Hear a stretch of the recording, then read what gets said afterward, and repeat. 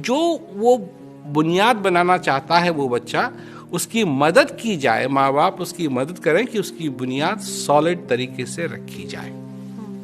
ये बहुत जरूरी है। इस पे राष्ट्र को भी ध्यान देना चाहिए, इस पे स्कूल्स को भी ध्यान देना चाहिए, क्योंकि वहां भी वो बहुत कुछ सीखता है। जो करिकुलम है स्कूल का, उससे ज्यादा वो अपने दोस्तों के साथ रह के सीखता है।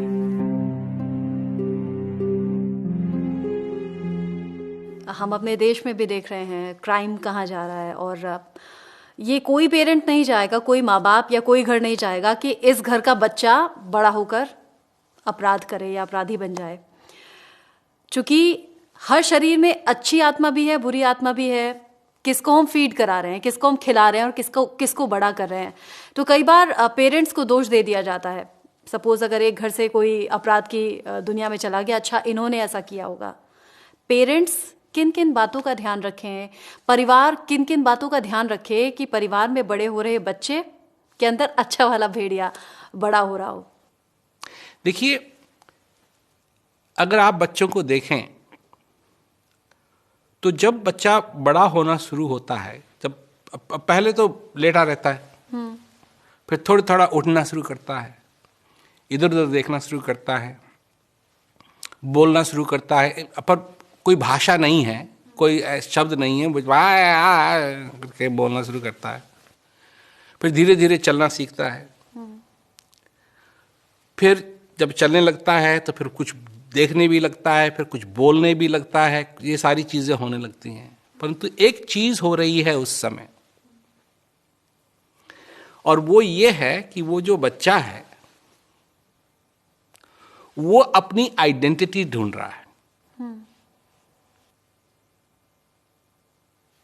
ये एक बहुत अपने में बहुत इंपॉर्टेंट बात है, विशेष बात है कि वो अपनी आइडेंटिटी ढूंढ रहा है।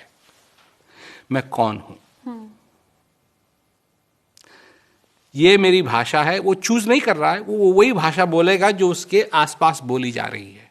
ये उसका अब देखिए इन्फ्लुएंस कितना है उस बात का, कि वो भाषा बोलेगा जो उसके सामने बोली जा रही है, क्योंकि भाषा भी वो अपने माँ बाप से और जो एरिया है उससे ही पकड़ेगा।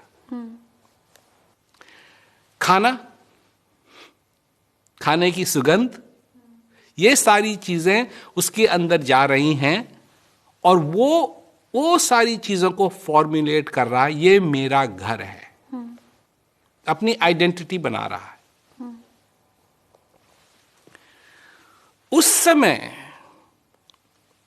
वो चीजें जो उसके सचमुच में फ्यूचर में काम आएंगी, उसमें उनका होना बहुत जरूरी है कि अच्छाई भी तुम में है और बुराई भी तुम में है। होता क्या है कि लोगों के पास टाइम नहीं है, तो बच्चे को छोड़ देते हैं।